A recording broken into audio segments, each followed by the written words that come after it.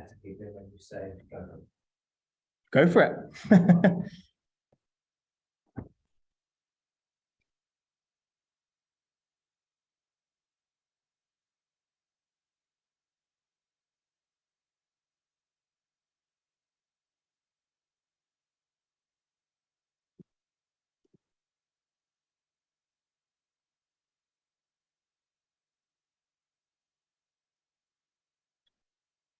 Good evening, everybody. Welcome to our business fire safety workshop. We'll just give it 2 or 3 minutes for people to join. I can see the participants at the moment, so they might come up in the next few minutes. So we'll just give it another 2 or 3 minutes just to make sure people who are maybe running a little bit late can join, and then we'll make a start. Also, just to remind you, although I think everyone's okay at the moment, just to, when you do join, just make sure you're on mute and cameras are off. But I think so far it should be okay. But yeah, just making sure you keep on mute throughout the session. But I will also run through some of the housekeeping rules in a minute or two when we're all good to go as well.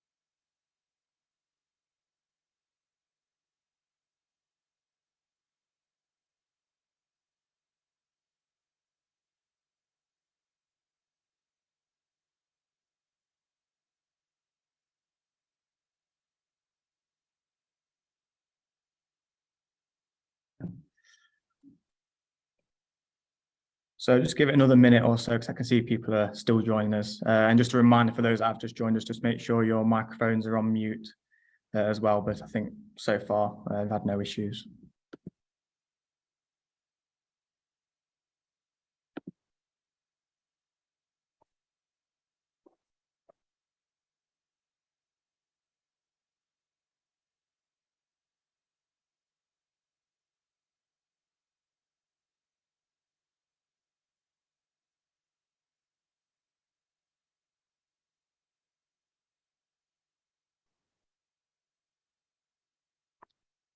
Right, so we're about 3 minutes past 6 o'clock. We may have people still joining us, I think, at the moment, but I'll just make a start now because I know time is precious at the moment. So we'll make a start, and hopefully people can catch up as they're joining us throughout the session. So again, welcome everybody to this evening's session for business fire safety workshops.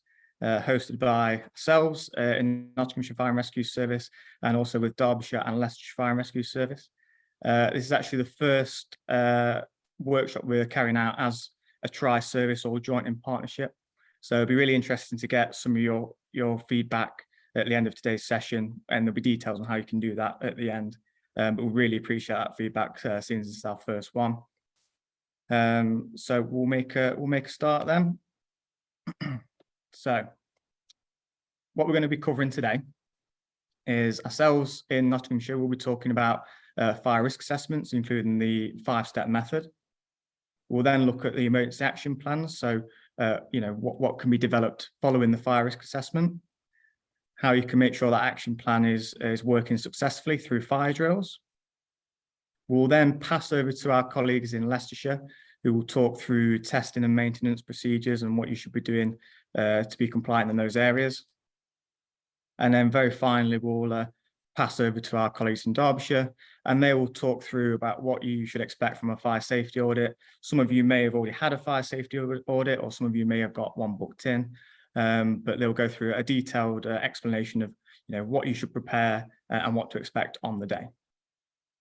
So those are the few areas we're going to cover during today's session. But as I said, we'll be talking about fire risk assessments to start off with. So my name is Luke Cook, and I am the Business Education Advocate here at Nottinghamshire Fire and Rescue Service. I've also got my colleague, Sophie Winterbottom, who's also another education advocate as well, who works alongside me, and she'll be talking throughout the presentation as well. So let's make a start. So what is a fire risk assessment? So a risk assessment is an organised, detailed and methodical look at the whole premises, okay? And there are certain areas that we need to consider to make sure we are covering all bases. So we need to look at the use and activities.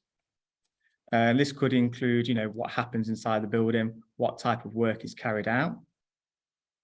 The likelihood of fire, okay? So does any of those work processes combine fuel and ignition sources that might increase that likelihood of fire? Also the potential harm. So do you have any protection measures in place? Do you have an alarm system? How do you protect those people in your building? Are those escape routes kept clear at all times? Any significant findings? So that could be anything that could put your fire safety at significant risk. So that could be maybe holes in compartment walls, but also it could be any over provisions that you've got in your business. So that could be maybe installation of sprinklers, or maybe where some businesses have a dead end corridor scenario, and there may be a higher level of detection in those areas. So that would be classed as a significant finding. And generally speaking, it should tell the story of the whole premises, okay?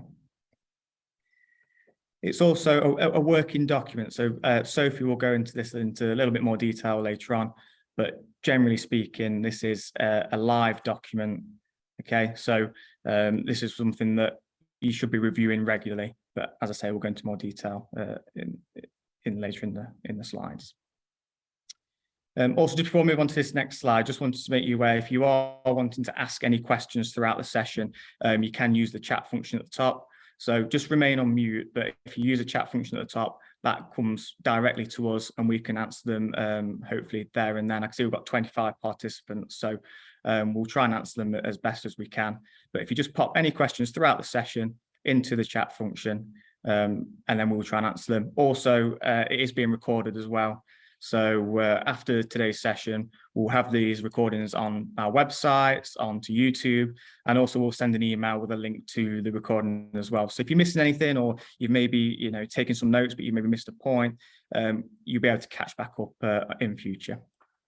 Okay, so we'll talk about what is a responsible person. So hopefully you guys in this in today's session will have some responsibility for fire. Okay, so you might be in one of these brackets here. So you might be the employer, you could be the owner of your business, you may be the landlord, the occupier, or basically any other person with control of the premises. So that could be a facilities manager, a fire risk assessor, duty holder. So if any of you fit in any of these brackets, then you are classed as a responsible person for fire safety. So you might think, well, what does that mean? What do now I have to do to make sure I'm doing the right thing as that responsible person? So Article 9 of the Fire Safety Order, Regulatory Reform Fire Safety 2005, states that the responsible person must make, and these are two really key words here in this article, that they must make a suitable and sufficient assessment of the risks to which relevant persons are exposed for the purpose of identifying the general fire precautions he needs to take to comply with the requirements of the order. Okay, and so you know who the responsible person is now and how to identify that person. But also you might think, okay, well, what's a relevant person? So a relevant person is someone who is legally on your business premises, legally on site. So that could be an employee, it could be a customer, it could be a visitor, it could be a cleaner, contractor, anyone who is legally allowed to be on your premises. Okay, so you must make a suitable and sufficient assessment of the risks to try and keep those people safe. Okay, and that is in Article 9 of the Fire Safety Order. So it's really, really important. Also important to note is that everyone must have a fire risk assessment for their business, but it must be recorded if premises licensed, there are more than 5 employees. So this could be more than 5 employees across a number of premises. So, for example, you might be a business owner who owns, let's say, 3 shops, and you may only employ 3 members of staff per shop. Okay, but then overall, you actually have 9 employees. Okay, so that means your risk assessment must be recorded. So it's not per premise, it's per, well, it's across multiple premises. Okay, so if you've got more than 5 employees across multiple premises, it should be recorded. And also, if there's an alterations notice in force, it should be recorded then as well. So the aim of the fire risk assessment is to identify the risks within the premises. We then look at reducing those risks, reducing the risks of those hazards then causing harm. And this can help to decide what fire precautions and management needs to be put in place. So that could be obviously installing alarm systems, but anything that you can ensure the safety of the people in the premises if a fire was to start. So that's trying to protect the people who are legally on your business premises. But I'll just hand over now to Sophie, and she will go through the 5-step method, which will hopefully cover a lot of those areas as well. So I'll just hand over to Sophie.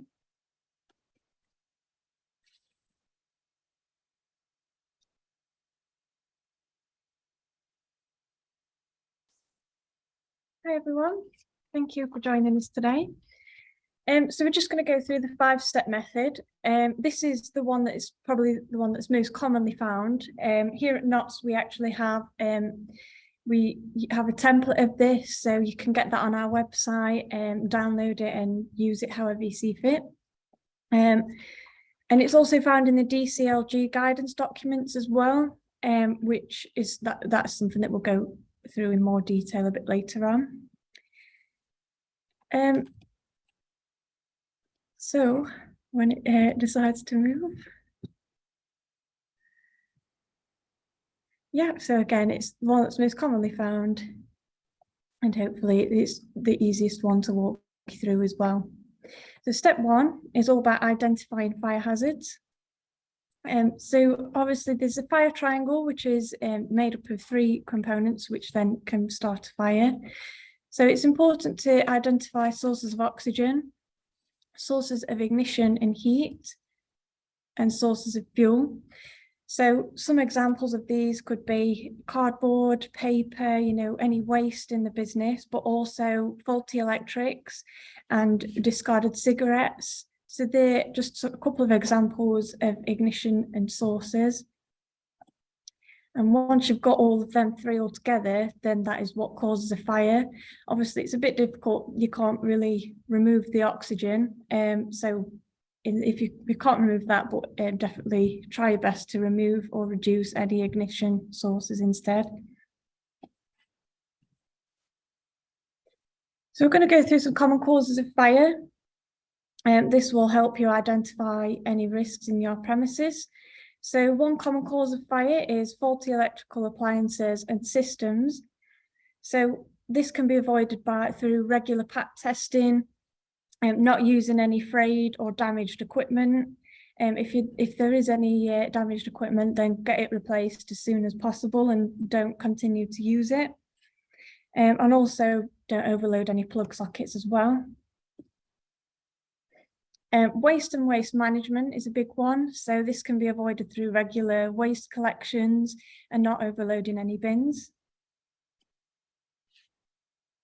Naked flames. So if you have a pub or a restaurant or a cafe, then ideally use maybe a battery powered candle instead of it, like an actual candle with an open flame. Cooking is a big one. So regularly clean the equipment properly, and especially extractor fans, make sure they're all cleaned, deep cleaned regularly. Human error and negligence. So this can be prevented through regular staff training and drills and communicating with people and just cooperating with everybody in the premises, but also your neighbours as well, if you have them too. And arson is obviously another big one. So, you know, installing CCTV gates and upping that security, but also if you've got any bins outside your business, then spread it out and keep it at least 10 meters away from your property. Step 2 is important to identify people at risk. So this is people inside the premises, but also people around the premises as well.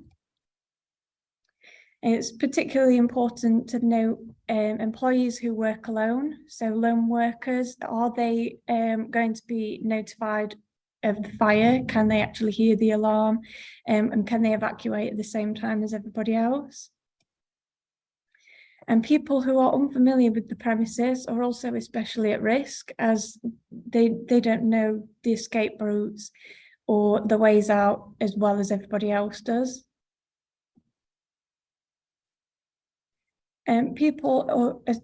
Some more examples of people especially at risk will be people with disabilities and people whose first language is not English. So it's important to include everybody and keep them all in mind while carrying out your fire risk assessment and making sure that you're catering for all these people. Step 3 is evaluate, remove, reduce, and protect from risk.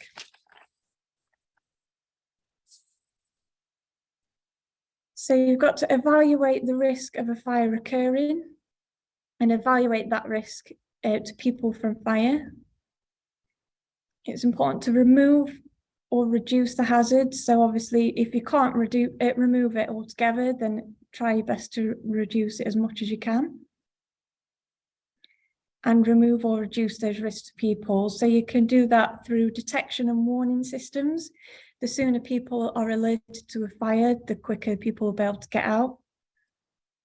Firefighting equipment, so making sure that those fire extinguishers, the fire blankets and everything's there and easily accessible. Escape routes must be kept clear at all times so people can get straight down there and straight out. Make sure there's plenty of signs and notices, so especially like I say, with those people that are unfamiliar with the premises, can they be easily directed out? And regularly maintaining equipment, but also all of the above on there as well, making sure that everything's working correctly as it should. Step 4 is recording, planning, informing, instructing and training. So it's important to record significant findings and action taken. So significant findings could be something that's changed quite drastically in the premises, or if there are any deficiencies, make a note of that in your fire risk assessment and then just add a comment in there to say how you've improved that and how it has been changed. Prepare an emergency plan so everybody knows what to do in case of an emergency. Inform and instruct relevant people. So that's your staff, but also, like I say, if you've got neighbours as well, regularly coordinate and communicate with them so you're all on the same page. And provide that training for your staff as well. So if a fire was to occur, do they know how to react appropriately just to get everybody to safety? And step 5 is the reviewing process. So it's important to keep the assessment under review and revise it where necessary. So the best times to review your fire risk assessment is especially when you're starting up your business. It's something that one of the many things that you need to keep in mind when you're just opening. If there's any significant changes of work practice, then again, that's a significant find. It needs to be put in your fire risk assessment. Significant changes in staff levels, again, go back to your fire risk assessment, make sure that those changes are reflected in your risk assessment. Structural or material alterations. So if you're having a bit of building work done to your property, then make sure that the fire risk assessment is still up to date and relevant. Any near miss or fires should be, again, go back to it, and if there are any improvements that need to be made following that incident. And also annually from date of the last review. So I'm going to hand you back over to Luke now. He's just going to talk you through the emergency action plan. So thank you very much for listening.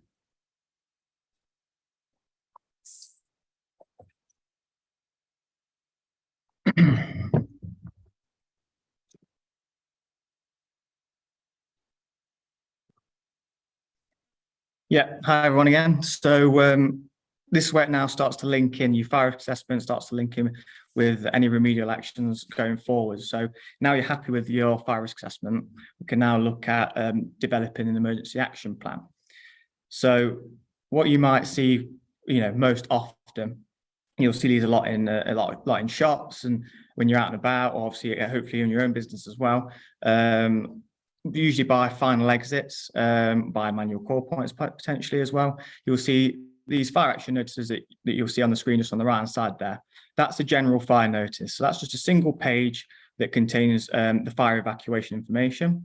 So this can be maybe more suitable for your smaller, simpler premises, which just identifies the steps involved in your evacuation, gives everyone that information, so your staff members, visitors or customers, and like I say, it needs to be somewhere so they can become familiar with the information on there. So again, normally by final exits or by manual call points, so everyone can be aware of what they should do when a fire occurs.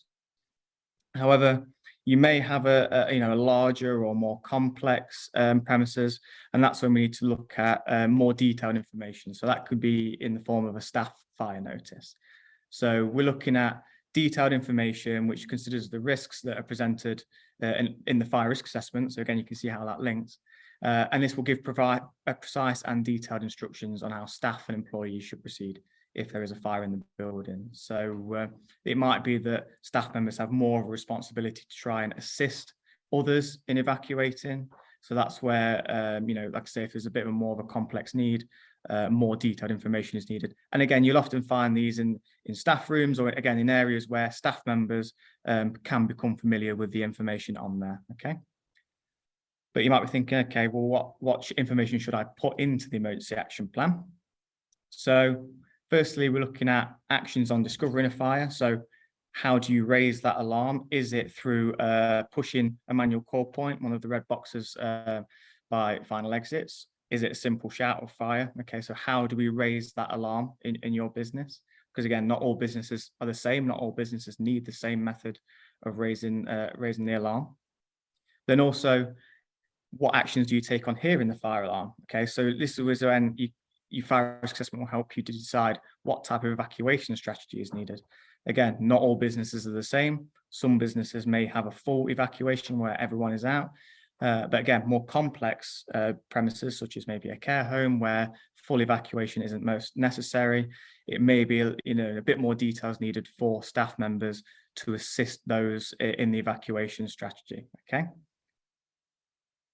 Also, location of fire assembly points. So they should be ideally signposted away from the building, and so everyone can congregate in one area. And that also helps us to understand if there is a fire, that there's no one left inside that building. Everyone's at the fire assembly point where you can then do a roll call, make sure everyone's out the building and safe. Also, with calling the fire and rescue service, okay, is there a designated person whose responsibility is to call 999 if that's the case? We don't want it to be that everyone's out of the building and everyone just assumes someone has rang the fire service when actually in reality, possibly no one has. So is there a designated person who is down to do that job? And also, do you have, with the firefighting equipment provided, have you trained those members of staff to use it properly? If a fire is more well developed, then again, we would advise to call 999 in that instance, but potentially a very small fire that could be stopped from developing, have you train those members of staff to use the correct fire extinguisher. So now you've got your emergency action plan. How do we test that? How do we make sure that that will work properly for your business? And that can be just simply through making sure you do fire drills. So drills should be conducted to simulate fire conditions and test your fire procedures. So it's really important to note that all your staff members should be familiar with the evacuation procedure, and they must all take part in evacuation drills at least once, preferably twice a year, once every 6 months. But it's really important that all of your staff members do take part in that. So there should also be a full debrief after each drill. Okay, so if you do need to make any changes to the procedure, you can look at maybe what went wrong. But a full debrief should take part to see the effectiveness. Did everyone get out in optimum time? Were there any issues? So this is a bit of a template that you may look to use that can include details of the drill. So looking obviously at the date and time, who is responsible for conducting that drill. So we've got the number of staff involved. So this is where you may want to include as well names of those members of staff.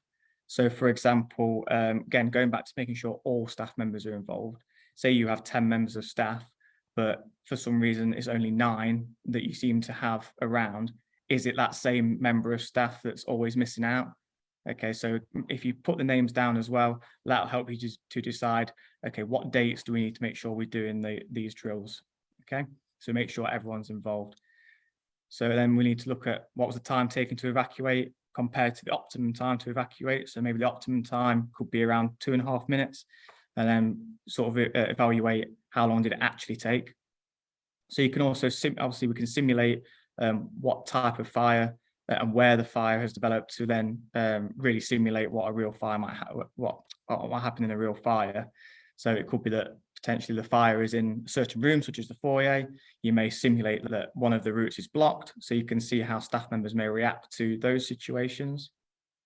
And again, just to finish off with a debrief, do the assessment of the drill, and again, make any recommendations or any further actions that may be required following that. Okay, so it might be that your staff members maybe need to have a refresher training or something like that to or refresh them on the evacuation procedures if you could maybe see some of them maybe didn't know what to do in the event of hearing the alarm. So as I said, you may need to conduct drills at different dates and times, and this is just to ensure that every staff member is well practiced. Okay, and to help with that, you may want to just make a list of those names that have attended the drill. And then again, you can look back to what staff members you have in your business to make sure that everyone is taking part. There's not always that one person who is missing out. For example, if you do it on a Monday every single time, but there's always someone who doesn't work a Monday, for example.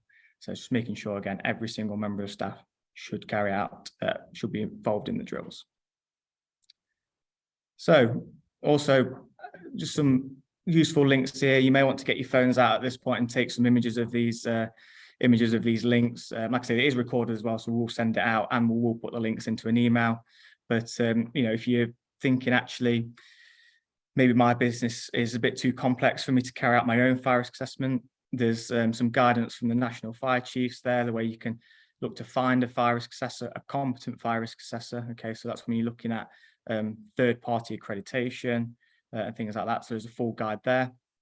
There's also a risk assessors register that is on the IFE website, so you can actually search for fire risk assessors in your area and appoint them if you see fit. So I'm guessing because you're here today, you may be the nominated competent person in your business. You may be the person who's got the knowledge of fire risk assessment, of fire safety and fire risk. However, if you're not, there may well be someone in your business you can go to and ask for advice, who has that knowledge, maybe a fire marshal, something like that, so you can speak to them as well. Obviously, you can contact your local fire rescue service. So, ourselves, Leicestershire and Derbyshire, wherever you are in the region, speak to us. This is why we do these types of sessions, to try and help educate and give advice to business owners and managers. And also there's this suite of DCLG guides that you'll see in the middle of the screen there. These are government guides, and there are multiple that are suitable for all different types of premises. So you may have one for particularly for offices and shops. You've got one for small and medium places of assembly, large places of assembly, sleeping accommodation. So there's a whole suite there, and they all cover the fire risk assessment elements of the 5-step method, which Sophie went through with you.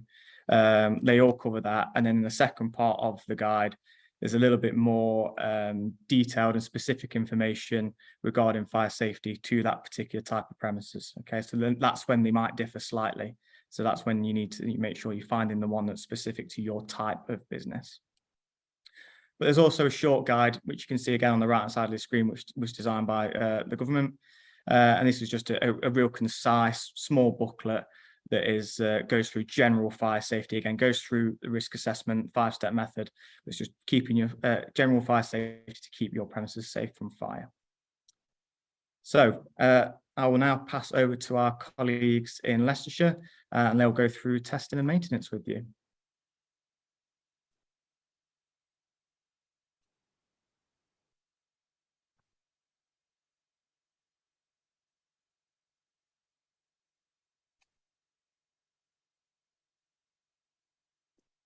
Good evening. Thank you for joining us today. My name is Sophie Smith. I'm a fire protection officer from Leicestershire Fire and Rescue Service. I'll be doing a short part from Leicester, and my colleague Jonathan Billington will be taking over from me. I'll be going through testing and maintenance. And just a quick reminder, if you do have any questions, please use the chat facility. We do have colleagues who are sat there waiting, anticipating your questions. So feel free to pop them in the chat box as we're going along. So you've carried out your fire risk assessment, you've identified the risk within your premises, and you've put control measures in place. Those control measures might be things like a fire alarm system or fire doors, or you've identified that you need some emergency lighting, and so on and so on. So all of these control measures that you've put in place, they must be tested and maintained. So the fact that you've identified them and you've put them in, brilliant. The story doesn't end there. We do need ongoing maintenance to ensure that they're fit for purpose.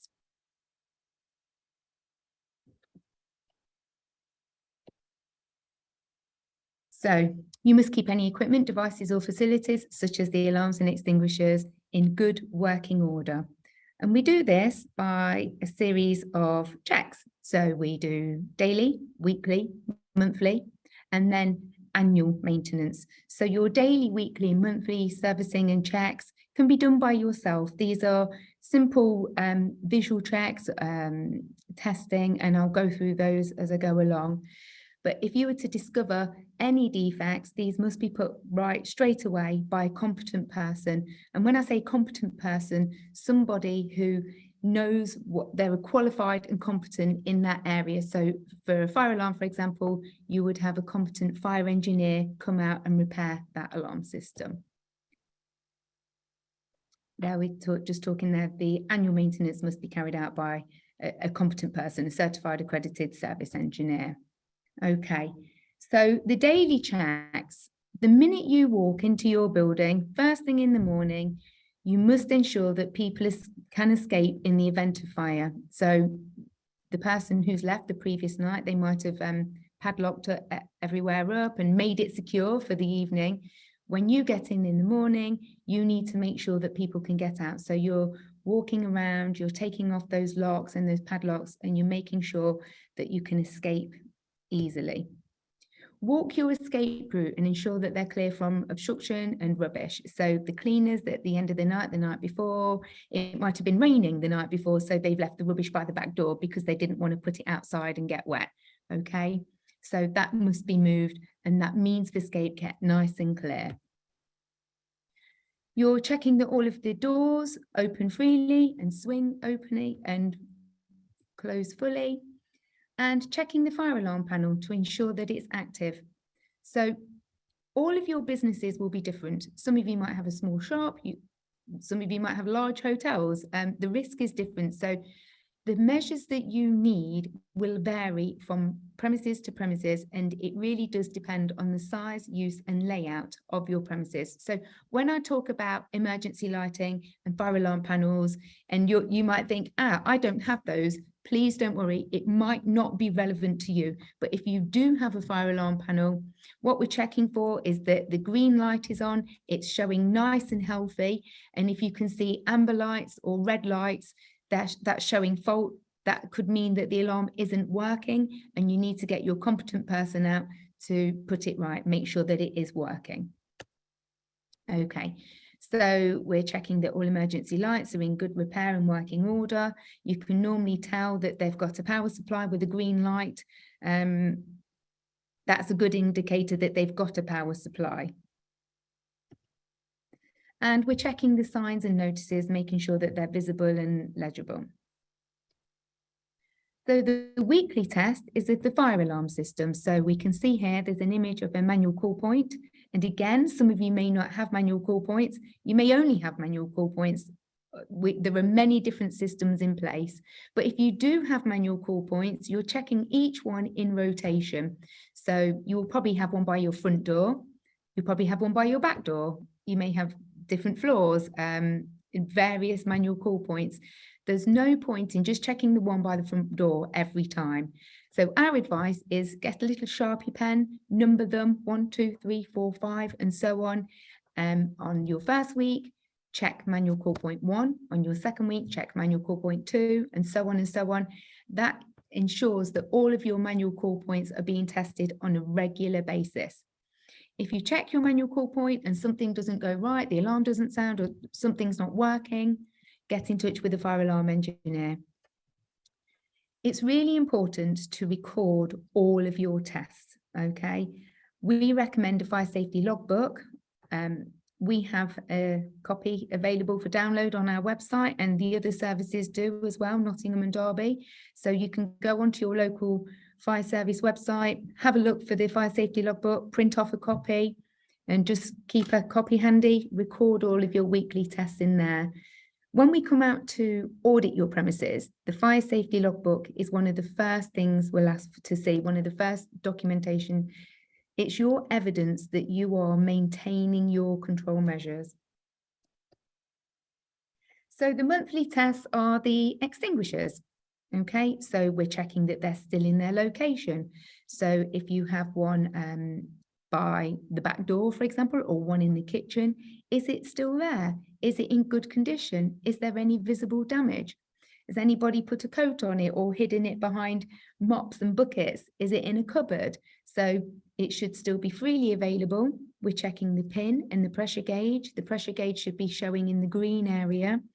And if it's not, then you might need to call out your supplier just to check that it's okay.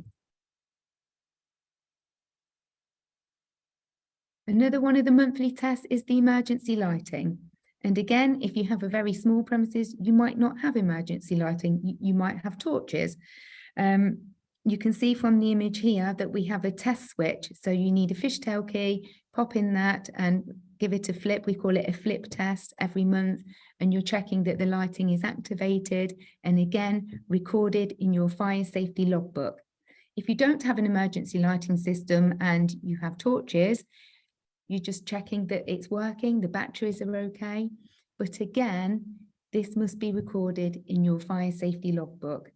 If you do have an emergency lighting system and you're not sure how it works, or you don't have a fishtail key, contact the manufacturer, supplier, or a local engineer, and they'll come out and show you.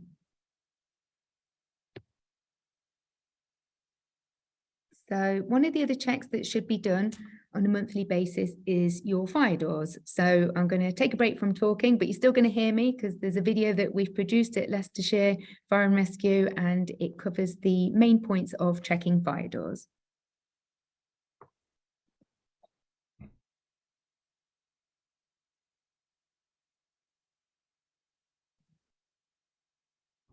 Hello, today I'm going to talk about how to check your fire door in 5 simple steps. To do that, you will need your fire door checker and a mobile phone or mirror. All fire doors should be clearly labelled fire door, keep shut. Step 1, checking for certification. You'll find this along the edge of the door or along the top, and that's where you'll need your phone.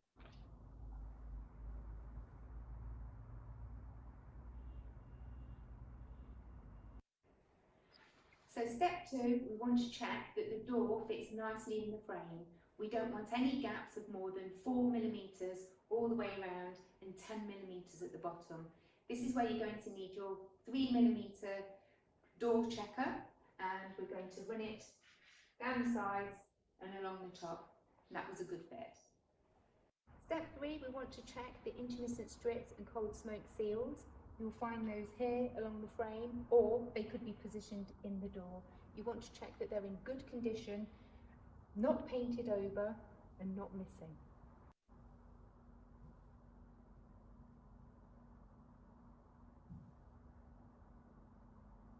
Step 4, all fire doors should have 3 securely fitted hinges.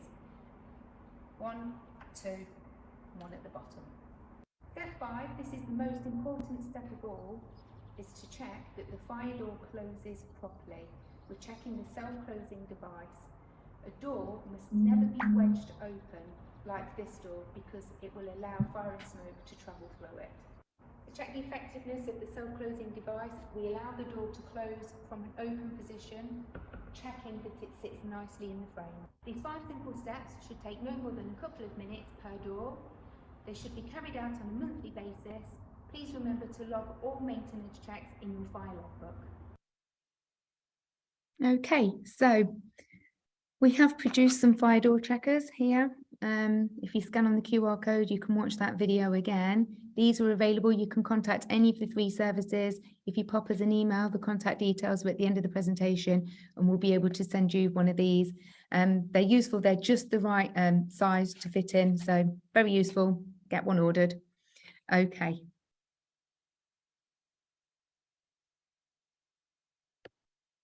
So we've covered the daily checks, the weekly checks, the monthly checks. So we're now going to talk about the annual checks. So the previous checks you can do yourself, nice and simple, record them in your logbook, brilliant.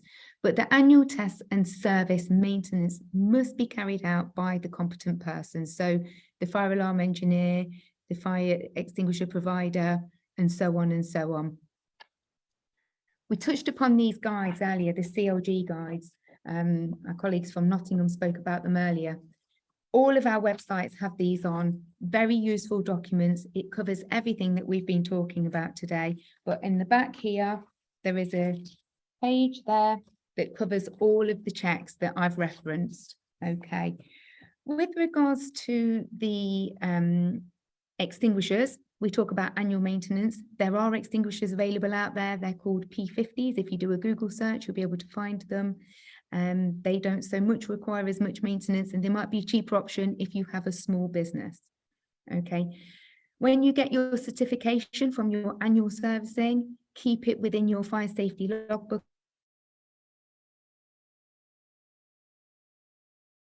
Measures, and you may be asked to produce them if you're selected for a fire safety audit, or if there's a fire at your premises and we want to make sure that you've been doing what you should be doing. Okay, so again here, I think I've just covered this, the importance of the fire safety logbook. Cannot reiterate this enough. We will ask to see this when we come out, so you can carry out record all of your maintenance checks, all of your staff training, which one of my other colleagues is going to be covering shortly, and recording your evacuation drills, which has already been covered. So thank you for your time. I'm going to pass you over to my colleague, Jonathan Billington, who's going to go through some images with you. Thank you.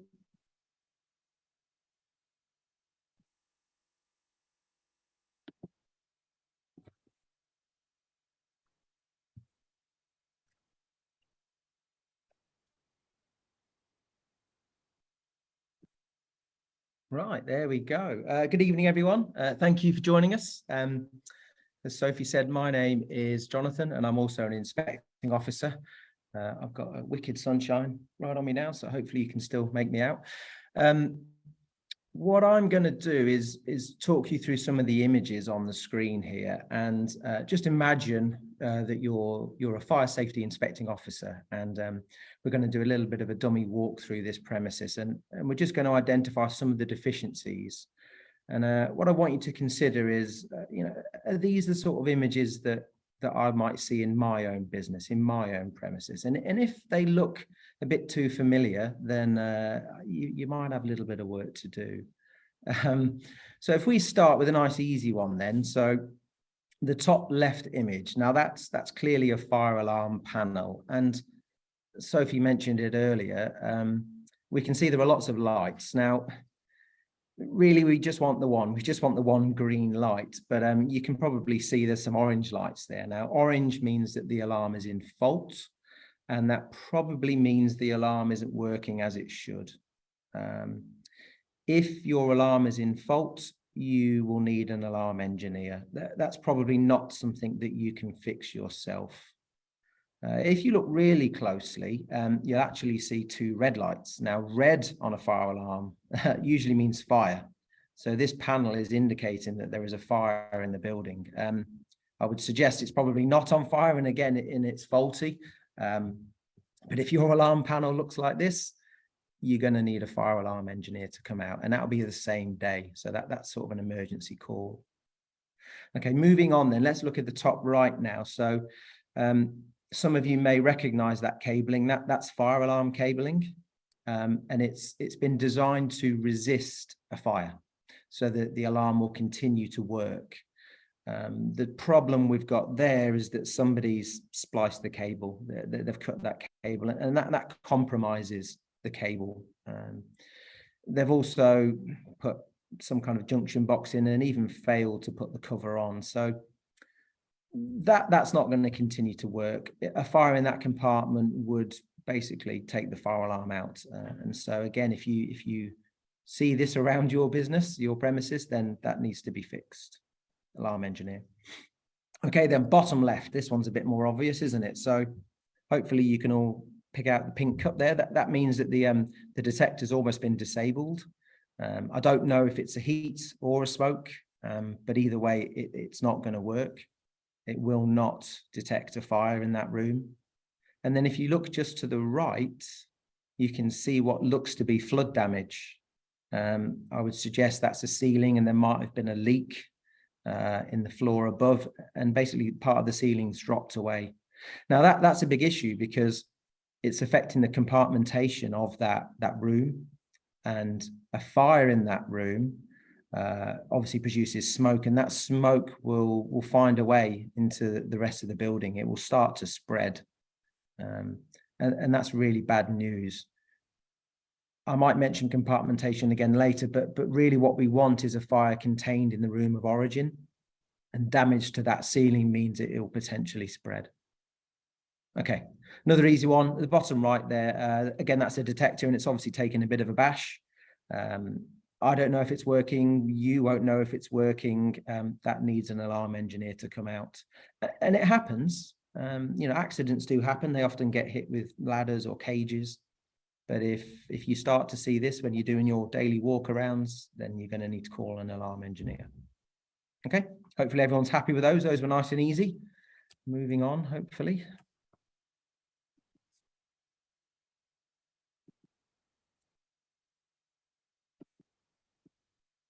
We're getting there. There we go. Sorry, IT is not my strong point. Right then, housekeeping. Okay.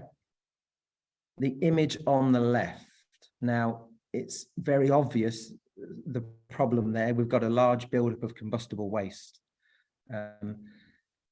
Ideally, that waste needs to be stored well away from the building. You can imagine a fire there would very quickly spread into the building. There are open windows, and those windows are not fire resisting. So if that rubbish were to catch light for whatever reason, the fire could very quickly get into the building, and that could be a major problem. So your rubbish, your recycling needs to be stored well away from the edge of the building, ideally in sort of a secure area. On the right-hand side, so the right-hand image, I'm sure you can make out that there's a doorway there. Now, okay, fair enough. It's not been labelled up as a fire exit, so it may not be an escape route, but it's been surrounded by pallets which can burn and also prevent people from using it. So it's not right. Those pallets, again, need to be stacked well away from the building. And if that is a fire exit, it needs to be kept clear. It needs to be labelled as such. And it may need other things like emergency lighting as well. So if this looks like your business, I'd suggest you perhaps got a bit of work to do tomorrow. Okay, the stat at the bottom is quite an interesting one. It says, just over a quarter of non-dwelling building fires, so business fires, were deliberately set. So that's arson, and we don't want that to happen to you guys. So try and keep on top of your housekeeping. Here we go. Right, so this one may not apply to all businesses, but if you look at that left-hand image, you can see an extraction system from a kitchen. Okay, they're designed to carry away all the fumes and smoke from cooking. If you look at the top right, you can see a before and after shot of that fan. So the left of the image is incredibly greased up and horrible. It should look like the right-hand side. The danger here is a fire in the kitchen. A flashover in a pan can find its way into that extraction system, and that whole chimney effectively can go up. If you have one of these systems, oh, thanks, Sophie, that's better. There you go, you can see me now. If you have one of these systems in your business, it needs to be cleaned every year. So you have to get a proper contract cleaner out to do that work. And they'll issue you what's called a TR19 certificate. And that's one of the certificates we like to see at inspection. It shows that you're keeping on top of your cleaning and your maintenance. So if this applies to you, TR19 annually. Okay, some other hazards. I won't spend too long on these. You may or may not recognize the top left image there. That's a dry riser. That is basically a network of plumbing throughout the building that if there is a fire, we or the fire crews can connect hoses and fight fires internally. The problem you have is that these are always located on the outside of the building, and they're often missed in your daily checks. Or your routine check. So I would encourage you, when you do the walk around, look for these dry risers if you have them, and make sure that they're accessible, that they've not been tampered with, and they're in a good condition, because that's how we fight a fire in your building. Right hand side, okay, so you've got some propane, butane cylinders there. They can't be stored in the building. They again need to be stored outside in a secure cage.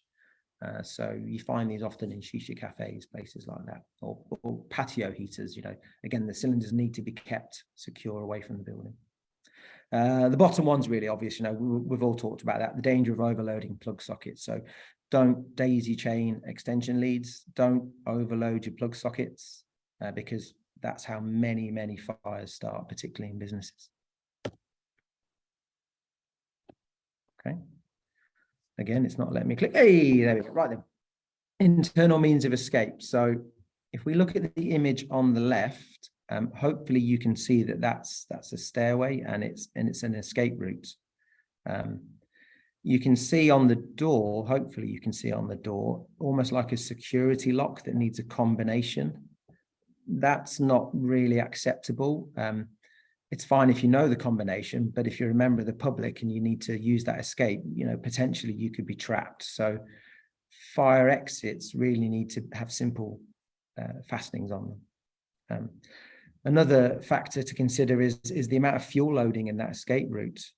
We see this a lot, particularly in charity shops. We know that space is often a bit of a premium here, and so they'll store their stock wherever they can. But your escape routes should be clear and effectively sterile, with nothing that can burn. If a fire were to get into that route, it would be cut off basically, and potentially trap people in the building. So we know space is, as I say, a premium, but you've got to try and keep those escape routes clear. The right-hand side should be really obvious now. You can see the emergency exit sign at the back there, and somebody's gone and parked a pallet in the way. So I don't know if I could squeeze through there. I'm not sure many people could squeeze past. So, this is about supervision and management of your staff, perhaps, making sure that they understand the dangers and why they shouldn't be blocking those escape routes. So again, if this looks like your business, you might have a little bit of work to do. Outside now, so the image on the left, I think you can see shows an external fire escape from that first floor.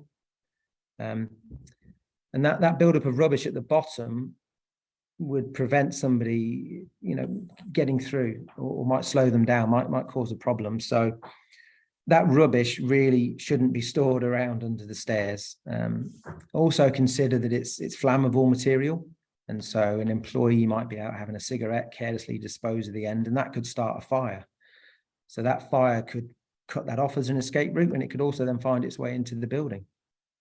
Another complication here is that you may be the occupier of the ground floor, and it might be a different business upstairs. This might be all of their rubbish. You didn't cause it, but you might have to deal with it. So you do need to cooperate and coordinate with your neighbours, other businesses around you. It may not be your fault, but you may still have to do something about it. The right-hand side, if you look very closely, you'll see a padlock. We know that security can be an issue, particularly in the cities. But the moment your business is occupied, that padlock will need to come off. If you have a problem, security concerns, look for a different solution, either a push pad or a crash bar, or a system that will release on alarm activation. But a padlock where the key can be taken away is really not acceptable. Okay, moving on. I'm not going to dwell too much on fire doors. Sophie's video does a great job of explaining it, but you can see on that left-hand image there that there's a missing strip, an intermittent strip. So that fire door is not going to do its job. It's not going to hold the fire back in that compartment. Same goes for the next image along. Somebody's compromised the integrity of that door by drilling big holes in it. So if that's a 30-minute door, it no longer offers that 30 minutes of separation. So, that door probably needs to be replaced. The next image along, maybe not so obvious. There's a hinge, great. There's a kick plate. There's even a strip and seal there, but the door looks quite shabby. And if I'm doing an audit and I see doors in this state of disrepair, I might start to question your maintenance. If that's the standard that you're willing to accept, are you cutting corners elsewhere? So it's a bit of a red flag for me. If I start to see doors that look this tired and old and not being maintained, I might start to dig a little bit deeper. So I guess just keep on top of your maintenance would be my advice. Right-hand side, yeah, dead obvious, isn't it? It's a self-closing device that's been disconnected. That door will not close into its frame. And a fire door is only a fire door when it's closed. Okay, if the door's held open, it may as well not be there. So please ensure you're testing your fire doors. As Sophie mentioned, email us, we'll send you one of these fire door checkers and sort of make it a priority. Okay, I think this might be the last image. So it's quite a nice one to end on. It shows how an effective fire door really can save your business. So yes, they're there for life safety, but they're also there for business safety and business continuity. If you look at the image on the right, you can see there's been a very hot fire in that compartment, but the fire door's done its job. The room of origin is completely destroyed. But actually outside of that room, it doesn't look too bad. Okay, so at the top of the door, a little bit of smoke has managed to leak out, but that fire door's done a great job. It's held that fire back. It's contained it within its room of origin. So the compartmentation is really good. So hopefully that just paints a bit of a picture of why fire doors are particularly important. Okay. So thank you very much, guys. That's all from me. I'm going to pass over to Derbyshire, and Lee is going to take the next section. So thank you.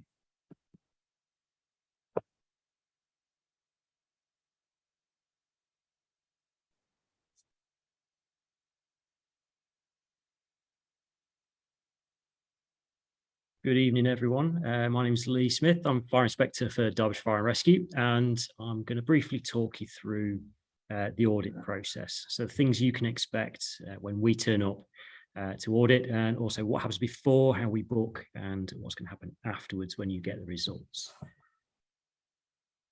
So what is a fire safety audit? Well, audits an examination of premises, relevant documents, and to ascertain how premises are being managed regarding fire safety. And thank you to Cumbria Fire and Rescue for that. We will look at your documentation, as most of the presenters today have spoken about, things like your risk assessment, your maintenance logs, all those bits and pieces, and then we'll compare that to what we actually see on the premises. Does your paperwork hold up with what we can see? Why do we audit? Well, we're duty bound to enforce the Regulatory Reform Fire Safety Order 2005, and our primary aim is to protect life. We will also make considerations for the building itself and ways that we can protect the environment. So by preventing fire, we may be able to protect environmental damage and loss of community assets at the same time. Now, sometimes I get asked the question, why me? What have I done wrong? Well, you've not necessarily done anything wrong. Most, if not all, fire and rescue services throughout the country will have what's called a risk-based inspection program, and this is a list of all the business premises within the county. And along with that, there will be a score, different areas. So if it's a sleeping risk, it might be scored higher in terms of risk, because people will be asleep and they may not wake up in time to evacuate for a fire. They may be bedbound. We'll take into account other factors like socioeconomic background, demographics, and also the processes that are taking part on the premises. So if you're a factory dealing with hazardous chemicals, that will be a factor as well. The higher the risk, the more likely you are to get a visit from us. We do receive complaints from the public, third parties, external agencies, and yes, sometimes from disgruntled customers and members of staff that maybe you've had to let go. A fire safety complaint may not always trigger an audit, but you will always get a visit from a fire inspecting officer just to have a look and investigate and see if there's any merit to it.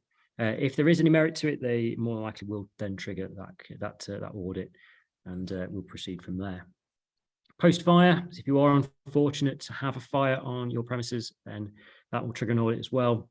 We'll audit the premises to see if there's anything you could have done to prevent the fire, or if there is anything we can advise that will prevent a fire occurring in the future. Now, our crews, they do go out into the area that they cover. They are expected to understand and know the risks and hazards that they face on their patch. And you may see an appliance turn up one day with a crew on board who will come and have a look around your premises and just ask you a few simple questions. If they have any concerns about that property, they may forward it on to the protection department, where we can investigate and potentially, again, do an audit. We do from time to time do campaigns where we will target specific sectors. So, for example, in Derbyshire, we did have a few school fires, I believe it was back in 2020, which led us to do a targeted campaign on all schools, where we audited a few of them, but the majority got a visit where we could educate and inform and just make sure that they were all safe and doing as much as they could possibly do to prevent fire in their premises. And finally, we will get referrals from partner agencies, so ambulance service, environmental health, housing standards, Ofsted, Ofqual, those types of people. And similar to a complaint, we will follow those up as well. Now, before the audit, a representative of the fire service, it might be an admin assistant, or it could be a fire inspecting officer. They will give you a call, or they will drop you an email, send you something through the post to book the audit. It's very important that you don't ignore this. If you are concerned that it's not a genuine phone call or email or letter, you can challenge it. Do contact the headquarters for the fire service that the person is claiming to be from. If you've had a phone call, ask them for their service number, and you can then do an identity check that way. But the headquarters should be able to confirm if the letter, email, or phone call you received is genuine. We do like to book in advance, even though we don't technically need to. Because by booking in advance, it gives you time to prepare, and it gives us time to prepare as well. Once we have booked that audit, we'll go and do some research, and we'll look at the history of the property and see what information we can glean about the prior history. Have there been any fires? What did previous audits turn up?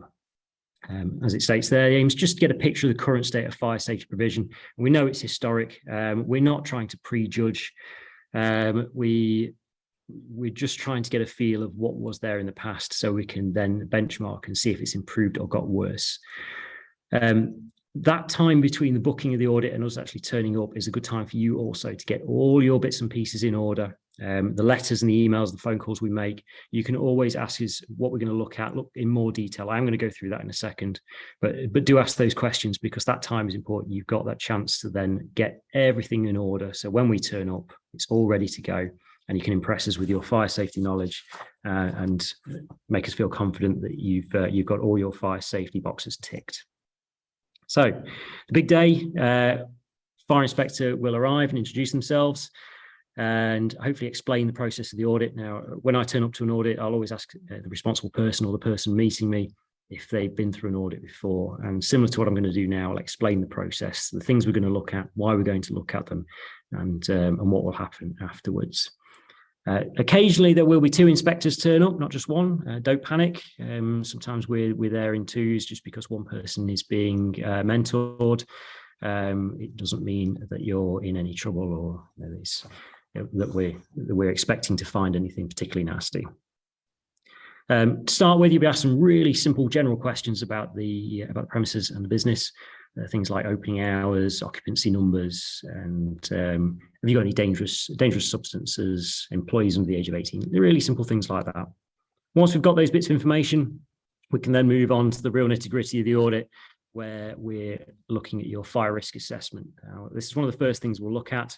We're looking to see if that fire risk assessment is suitable and sufficient for your business, not your next door neighbour or anyone else. It's specific to you and your needs, your risks and your hazards. So we'll have a flick through and see if you've actually used that risk assessment. So a risk assessment should come with a list of usually tasks that you might need to complete to bring yourself up to compliance. This might be an action plan. If it's been scribbled on and there's been dates written in there, names written next to things, then we know you've been working through it and you've taken those recommendations of the fire risk assessor seriously. If it's been freshly printed and it's 3 years out of date, then that starts to flag up some concerns to us. Now, maintenance and testing records. We've already spoken about this with previous presenters. We're looking at your alarm testing and maintenance. We're looking at your emergency lighting and your firefighting equipment. We do like to see those things written down. They can be in logs, fire safety logbooks. They could be documents from competent contractors who have come in to do the servicing and maintenance. Training records. I am going to use training as an example of how we benchmark what we see in your records to benchmarking documents and the standards that are out there. So I will go through that in a little bit more detail in a second. PEEPs and JEEPs, and if some of you don't work in the care sector or you've never come across this, PEEP is a personal emergency evacuation plan and a JEEP is a general emergency evacuation plan. So if you have someone in your care or if you have a member of staff who has a disability of some kind, they would likely have a PEEP. It's personal to them and it details what's going to happen with them and what they need and what support they need in the event of an emergency or an evacuation. A general emergency evacuation plan is the kind of thing you might see in supermarkets and big shops and shopping centres where they don't know who's going to walk through the door, and they will create a general plan for a variety of different disabilities. So they've got some idea, some clue of what they're going to do with that particular person and how to treat them in an emergency. We'll also look at your emergency plans and see if you've been testing and training those. So using drills and emergency evacuations. So assessing suitability of the paperwork and level of compliance. As I said, I'm going to use the staff training to do this. As inspectors, we like to ask a lot of questions. That allows us to gather the information we need. We could flick through paperwork all day, but we can glean a lot from what you tell us, and importantly, what your staff tell us as well. So a few questions there. What training do your staff receive? It's just they're open questions. We want you to tell us in as much detail as possible. When was the training conducted? What refresher training do you provide? And what induction training do your staff receive? Now, there's just some of the examples. We'll listen to the answers and we'll look for the evidence to prove that. And that evidence will come in the form of your paperwork. So as it says there, your training records, documents, certificates. But we will also ask just a random member of staff as we walk around your business later on, when was the last time they received training, and simple questions like that. Some people feel a little bit on the spot by that, but it will give us a bit of an honest view of what's going on, not to try and put anyone on the spot though. We'll then measure all the answers and bits and pieces we get against the fire safety audit and the standard benchmarking documents. Now, the next few slides are going to show you some of the actual text that are in these benchmarking documents. We're not going to go through it in detail in front of you there and then. The inspector will take notes, they'll gather evidence, and then they'll go back to their office and potentially have a chat with other members of staff, do a bit of research, and benchmark it actually at the office. So we're not spending too much time at your premises. We're frozen now. There we go. So that is the extract from the Regulatory Reform Fire Safety Order. You don't need to know that, and it's very rare that even a fire inspector would remember that word for word. We might refer to the fire safety order in more serious cases where we're looking at the articles within the order to see where your breaches have occurred, if you have any.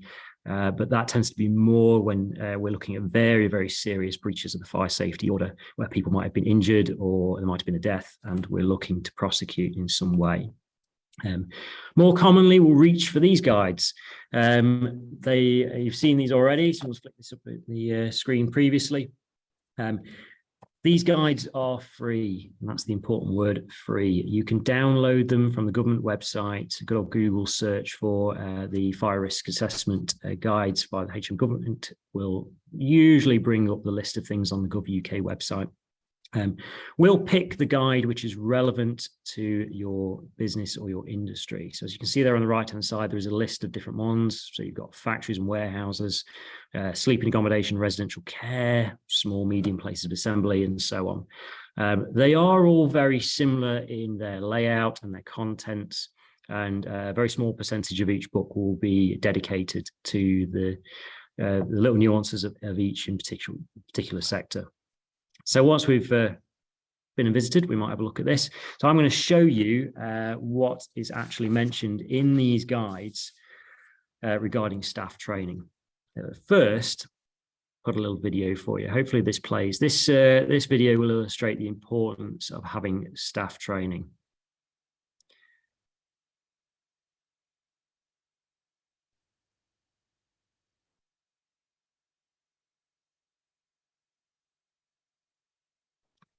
So you can see a few people there in the kitchen cooking away. And when we get rid of the spinny wheel of death, you can see on the right-hand side, a fire is starting to develop in the deep fat fryer. Now, the picture hasn't frozen. As you can see, people are still moving, but the member of staff there is just staring at it, not making, and he's even putting things into the deep fat fryer, thinking, oh, no, maybe cook a bit more. And now his friend's involved, and the fire is developing. Now, if these members of staff were properly trained, they would have reached for the wet chemical extinguisher or a fire blanket if they were trained to use it immediately and used it. Instead, they go and do something much worse.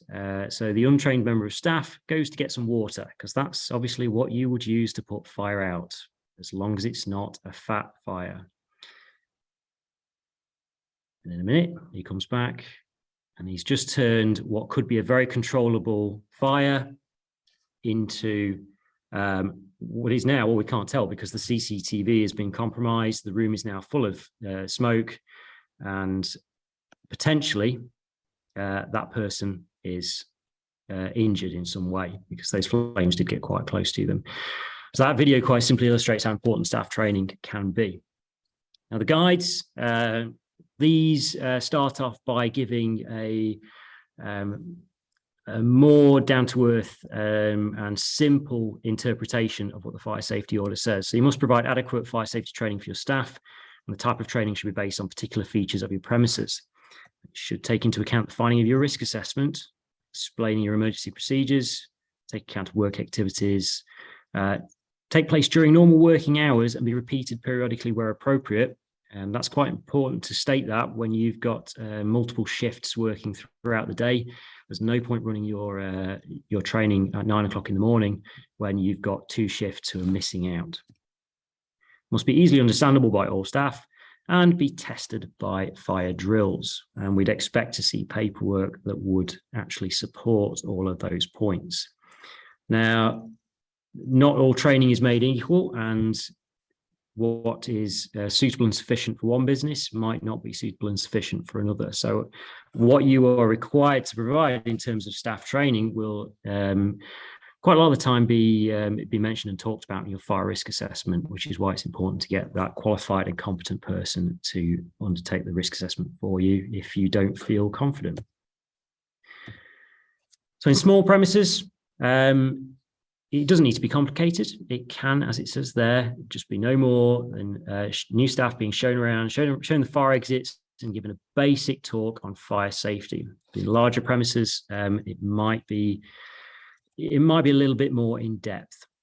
However, the contents of the training will be very, very similar if you're having a simple chat or a whole day presentation, which I've seen some people go through.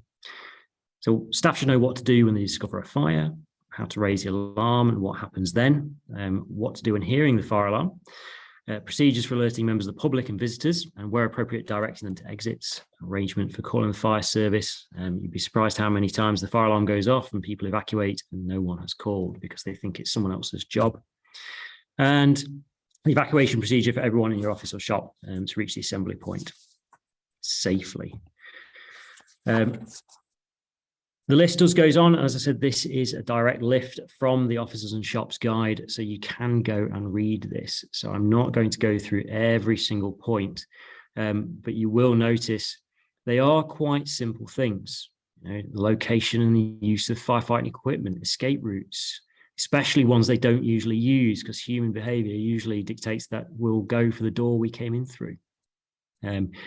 As Jonathan's mentioned about fire doors, teaching staff the importance of keeping them closed, especially in the age of COVID nowadays, where we've been opening doors and windows to increase ventilation.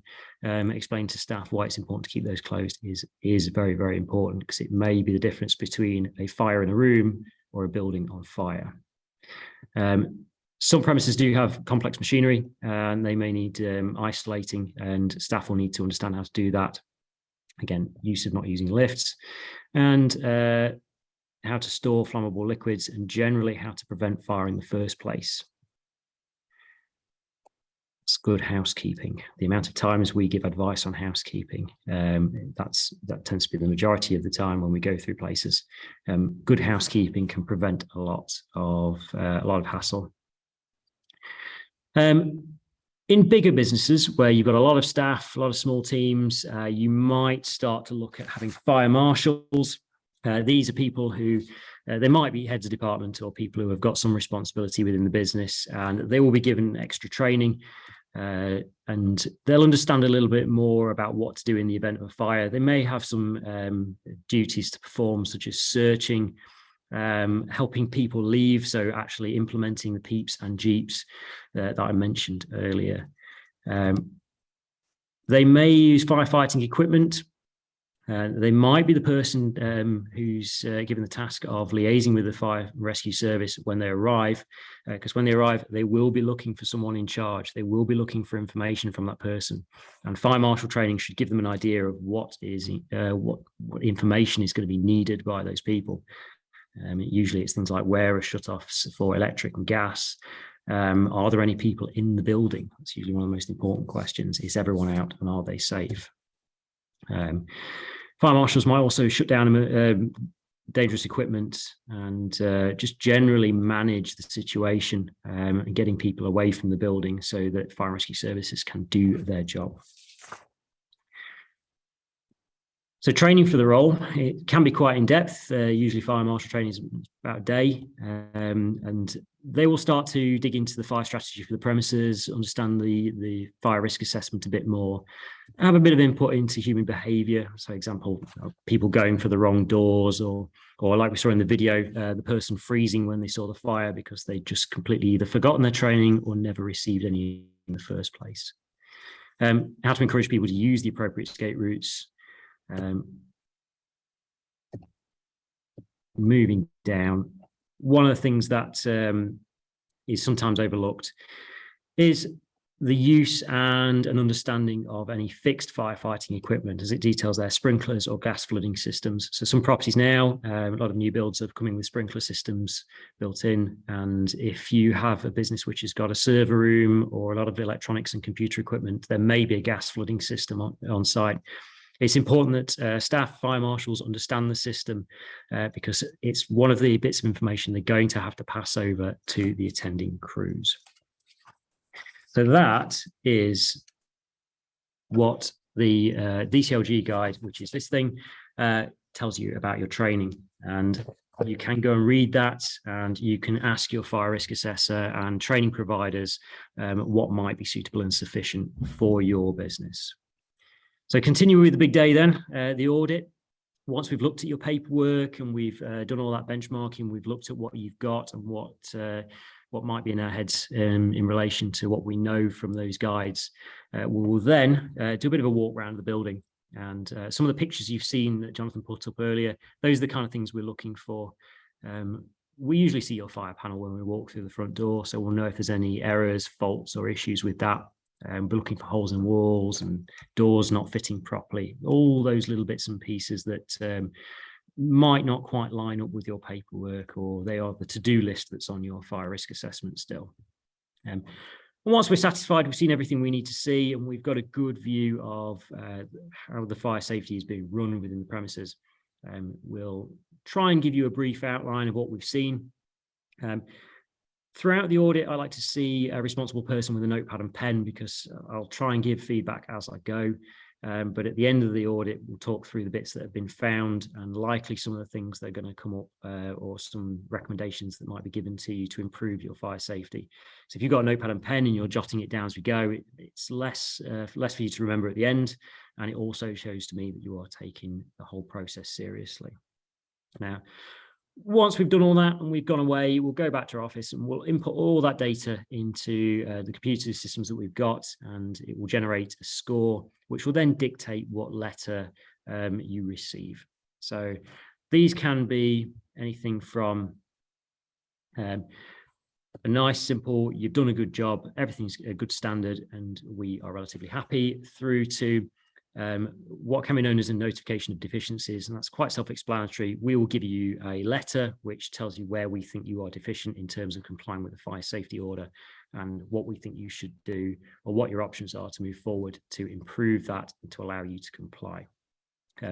Those types of letters are what we call an informal letter, where we're giving you recommendations. Not legally binding, you don't necessarily have to do those recommendations, but if, for example, we spot that some of your fire doors aren't quite right and someone dies later on in a fire or is injured as a result of that fire door not being correct, and we've recommended you repair it or correct it, that letter, even though it wasn't legally binding at the time, can then be used as evidence against you later on.